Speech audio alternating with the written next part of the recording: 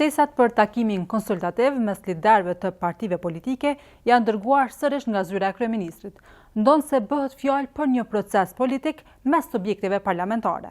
Përdorimi i këtij institucioni për dërgimin e ftesave është kritikuar edhe më herët nga partitë opozitare, të cilat kanë vlerësuar se takime të tilla kanë karakter partijak dhe nuk duhet të organizohen përmes zyrës së kryeministrit. Megjithatë, sipas Lidhjes Demokratike të Kosovës, takimi nuk do të mbahet në qeveri, por në kuvend në orën 18, njësoj si konsultimet e zhvilluara muajin e kaluar me qëllim për të zgjidhur krizën institucionale.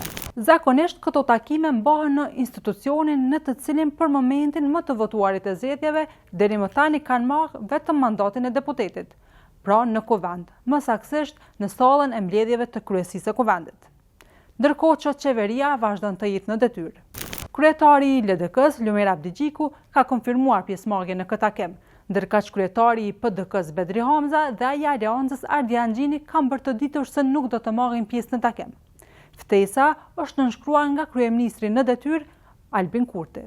Kallzo.com ka provuar të marrë një përgjigje nga zyra e kryeministrit dhe lëvizjeve vendosje për arsyet e dërgimit të ftesave përmes këtij institucioni, e pse jo nga selia e partisë lëvizjes vendosje, por nuk ka arritur të marrë një përgjigje. Për takimin e parë të 10 korrikut, pra me qëllim që të diskutohet në lidhje me zgjedhjen e presidentit dhe formimin e institucioneve të tjera, ftesat ishin dërguar nga zyra e kryeministrit, ndërsa konsultimet u mbajtën në sallën e mbledhjeve të kryesisë së kuvendit të Kosovës.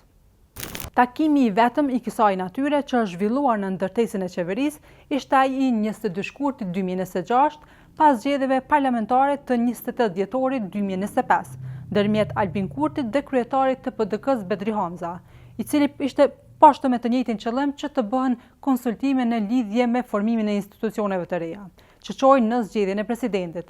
Edhe në atë rast, ftesa dhe komunikata për takimin ishin dërguar nga zyra e kryeministrit, të cilat përmbanin llogën të kësaj zyre.